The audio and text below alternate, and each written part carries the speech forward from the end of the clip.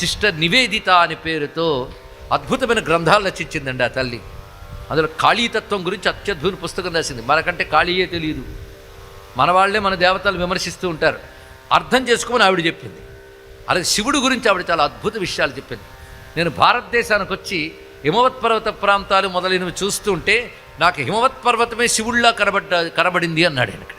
అంది ఆ తల్లి, శివుళ్ళా కనబడింది హిమవత్ పర్వతం.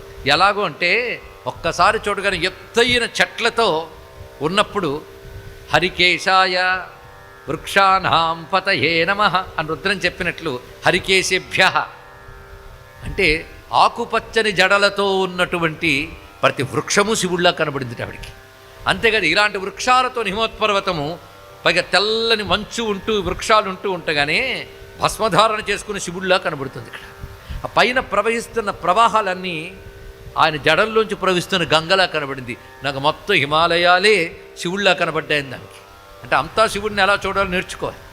హిమాలయాల్లో తిరుగుతూ అలాగే భారతదేశంలో అరుణాచలం, శ్రీశైలం లాంటి మహాక్షేత్రంలో సంచరిస్తుంటే ఆ చెట్ల కింద కూర్చుని మహర్షులు అందరూ గోచరించారు నాకు.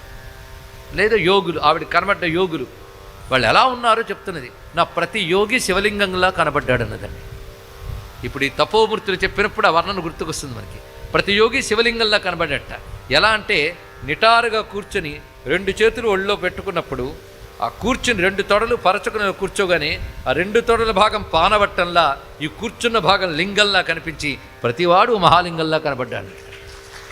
అంటే శివుని ధ్యానమూర్తే ఒక లింగమూర్తిగా గోచరిస్తాం చూడండి ఇక్కడ. అద్భుతమైన భావన ఇది. అలా ఉన్నటువంటి తపోమూర్తి అయిన శివుణ్ణి మనం తలుచుకుంటున్నాం. అందుకే తపసాం ఫలదాతారం తపోరూపం అని పరమాత్మని ధ్యానించే శ్లోకములు ఉన్నాయి. తపోరూపం ఇది కూడా యోగమూర్తుల్లో ఒకటి. కానీ భోగమూర్తులు, యోగమూర్తులు